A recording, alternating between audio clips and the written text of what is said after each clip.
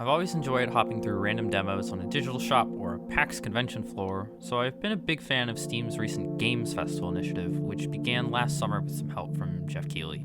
Basically, every once in a while, Steam just puts up a whole bunch of demos from smaller independent games as a way to help show them off and market them without the need to go to a convention. So, I thought I'd share a handful of the interesting little gems I plucked out of the crowd, which should all be releasing sometime in the near future. Beacon Pines is an interesting storybook adventure game that features cute animal characters and a seemingly insidious underbelly.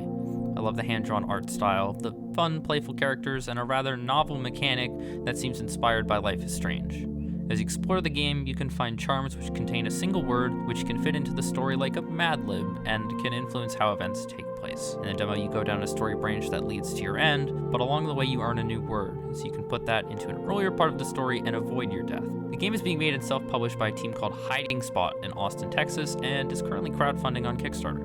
Boomerang X definitely has Devolver Digital's PAX East booth written all over it, but that's not a bad thing. Developed by Dang in upstate New York, this fast-action PC shooter is all about asking yourself the question of, what if I came back to my boomerang instead of it coming back to me? After throwing your weapon into the air, you can fling yourself up toward its location and chain this for a PC shooter experience where you're zip-zapping across the whole arena. Once you get the ability to briefly slow time and hone your aim, you can precisely slingshot yourself back and forth to clean a room with ease, and the difficulty seems to ramp up from there. Also, it has a giant centipede, so you might be a bug? Despot's game is somewhat running it down the tiered list of recent indie trends, but it actually seems to be doing it pretty well. This roguelike introduces auto-chessian elements to the format where you position and equip a field of blank units who can be given items that carry assigned classes with them. I'm familiar with the works of its publisher TinyBuild, but the developer Conda from St. Petersburg in Russia is completely new to me, and they certainly seem to know their way around making some detailed pixel art. This is definitely not a type of game I'm too keen on, but if you are, this one seems distinct and well made, so I would keep an eye on it. Graven is part of an increasing trend within the indie space to make classic PC shooters in the style of Duke Nukem and others. This one is published by whatever 3D Realms is today, and is made by Slipgate Ironworks in Denmark, who've acted as a support studio on several other projects, including last year's Ghost Runner.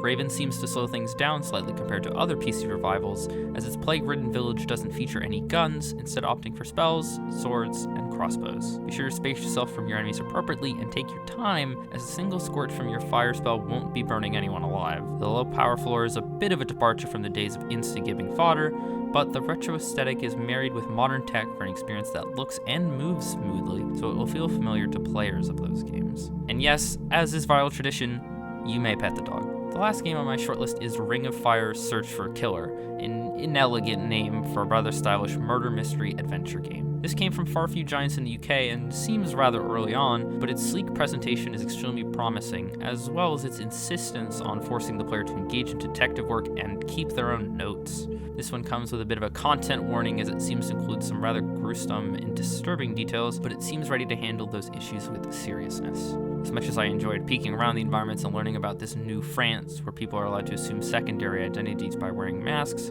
I wasn't thrilled that the inner dialogue would inform me if a decision was wrong immediately afterwards. Hopefully this gets tweaked as the game continues to take shape. There were obviously a lot of other games up for demo that I checked out, and a lot I didn't get to touch at all, so I'd recommend popping into the next one of these if you get a chance. It's way more convenient than going out to a convention, and it definitely has me questioning if I'll ever care to set foot in a PAX again.